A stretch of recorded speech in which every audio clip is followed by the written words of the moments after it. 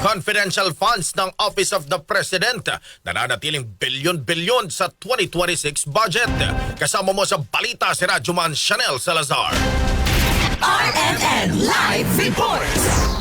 Bahagyang nabawasan ng Confidential at Intelligence Fund ng Office of the President ngayong taon. Sa ilalim ng 2026 General Appropriations Act, nasa 11.8 billion pesos ang kabuuang CIF ng Office of the President na mas mababa ng 302.2 million pesos kumpara sa 12.12 billion pesos noong 2025. Pero paglilinaw ng Executive Secretary Ralph Recto, hindi lahat na 11.8 billion pesos ay direktang napupunta sa Office of the President dahil 4.5 billion lamang ang CIF ng OP na kapareho ng pondo nito noong nakaraang taon.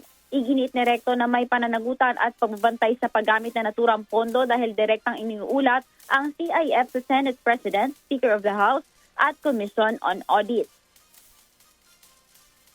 I think it is transparent in the sense that the OP reports directly to the Senate President and to the Speaker of the House. So the OP submits reports to the House of Representatives and to the Senate President.